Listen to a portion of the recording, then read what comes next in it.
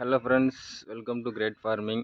இப்போ வந்து பார்த்தீங்கன்னா நம்ம வந்து புதுசாக ஒரு கோழி பண்ணை ஒன்று ஆரம்பிச்சிருக்கோம். இது பார்த்தீங்கன்னா நாட்டுக்கோழி பண்ணை.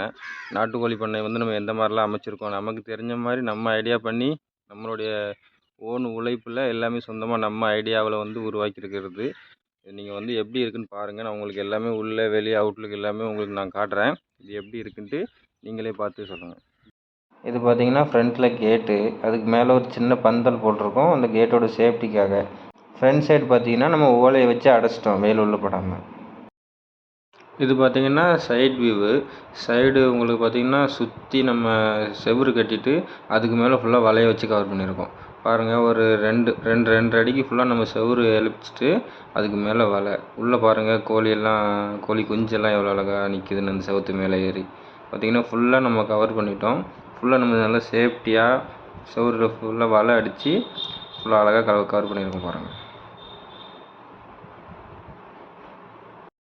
பின்னாடி சைடு பார்த்திங்கன்னா சேம் தான், நம்ம ஃப்ரண்ட்டில் வச்சு அடைச்சிருக்கிற மாதிரி இதுலேயும் ஃபுல்லாக கவர் பண்ணிட்டோம். வெயில் உள்ளே படக்கூடாதுங்கிறதுக்காக ஃபுல்லாக வந்து பொறி வச்சு கவர் பண்ணிட்டோம். அது உள்ளேயும் ஃபுல்லாக வலை தான் போட்டிருக்கோம். இது சைடில் பாருங்கள், சைடில் பார்த்தீங்கன்னா உங்களுக்கு நல்ல கம்பி வலை சுற்றி இந்த சைடு தான். அதாவது பார்த்தீங்கன்னா ஃபுல்லாகவே டாடா ஸ்டீல் மாதிரி இந்த இரும்பு வலை. இதை வந்து எதுவுமே கட் பண்ணாது. கீரி பாம்புகள்லாம் வந்தால் கூட இதை வந்து கட் பண்ணாது. பாம்பு பொடி சைஸ் பாம்பு தான் இதுக்குள்ளே நுழைய முடியும், ஆனால் அதுக்கு மேலே எதுவும் நுழையாது. பாருங்கள், ஃபுல்லாகவே நம்ம வந்து வலையை வச்சு அழகாக கவர் பண்ணியிருக்கோம்.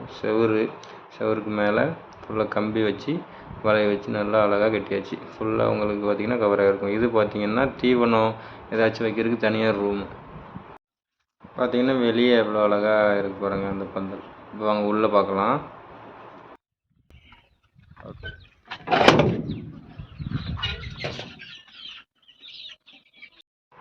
பாருங்கள் உள்ளே எப்படி இருக்குன்ட்டு. ஃபுல்லாகவே கோழி குஞ்சாக தான் இருக்குது. உள்ளே கோழி குஞ்செல்லாம் தீவனம் சாப்பிட்ருக்கு. இப்போ மேலே பார்த்தீங்கன்னா ஃபுல்லாமே நம்ம ஓலை தான்.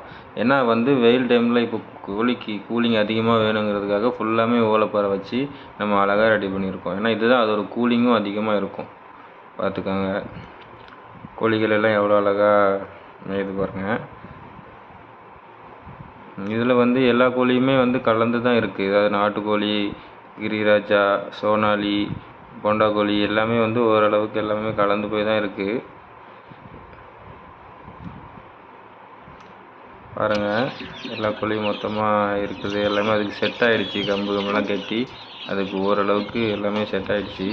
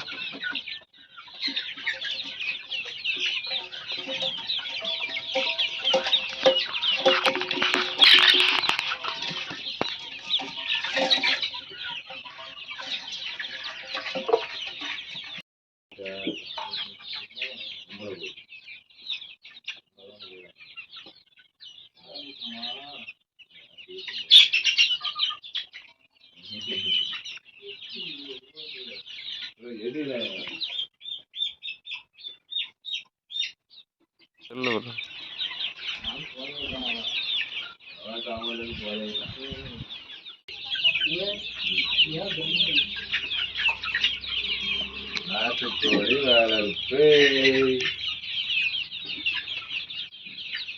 தரமான கோழிகள் எங்கிட்ட வகை வகையாக கிடைக்கும். அதான் சொல்லிட்டேன், சிக்கன் நல்லா டேஸ்டா இருக்கு ப்ரோ. ஏன் கோழி ப்ரோ மதிக்காது சாப்பிடுறது